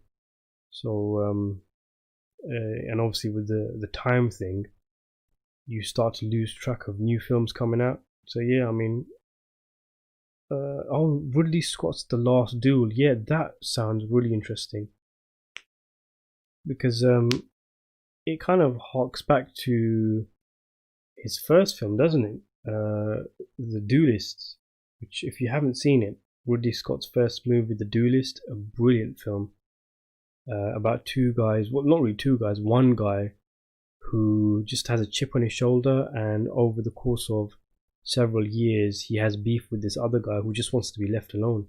You know, it's a period film, very good looking, and loosely based. It's more inspired by the life of Napoleon. It's a very good film, worth watching. And The Last Duel sounds quite similar, really. So it'll be interesting to see that.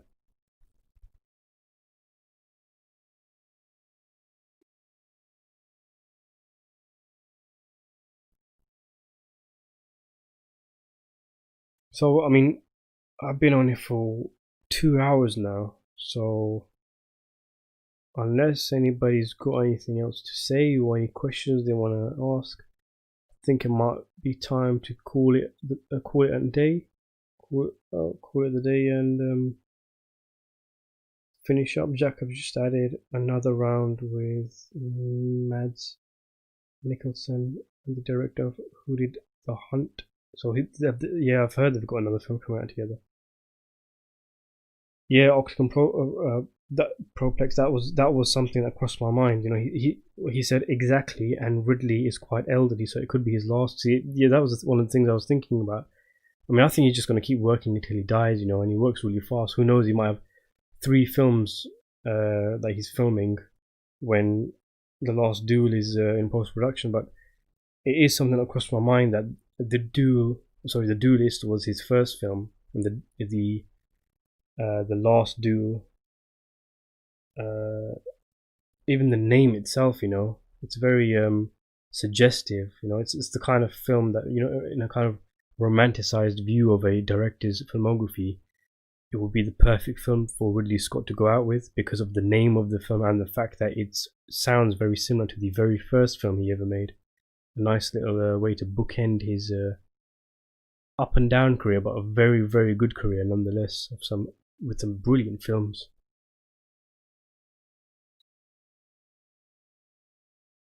Thomas, Paul Thomas Anderson, Octagon Proplex says has some untitled movie coming along.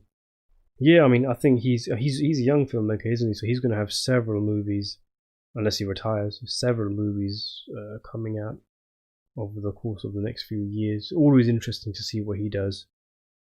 I mean, There Will Be Blood is one of my all-time favorite films.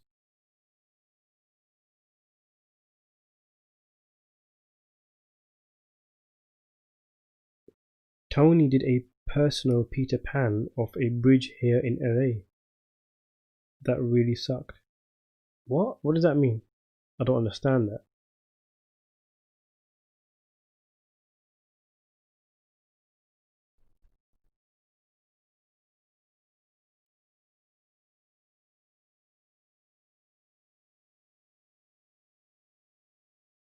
Alright, so we've hit 2 hours now. I think I'm gonna call it a night now and hit the hay. I had a really tough, rough day today, but talking to you guys has really put me in a better mood, and I really enjoyed this. I really do want to make this a thing, and the time just flies by for me. I can't believe I've been sitting here for 2 hours just listening to the sound of my own voice. I really enjoyed this. I hope you guys enjoyed it. Thanks to the Dabbing King for his donations, and I will see all you guys soon. Stay tuned on the channel for some more videos. I've got a video coming out soon on a new gangster movie that Quentin Tarantino wants to make, which sounds really interesting. And there's a few other bits and bobs that I've got coming out. I've got a video coming out on The Departed, Scorsese's The Departed, a kind of facts and interesting trivia one about it. So yeah, stay tuned for the channel, and I'll probably be doing this again next Saturday at a similar time. Oh, Tony Scott committed suicide on a bridge in LA. Right, alright guys, I'll see you soon. Goodbye, take care, enjoy yourselves, have a good day, night, or whatever it is, wherever you are, and stay safe in the current climate of the world. Take care.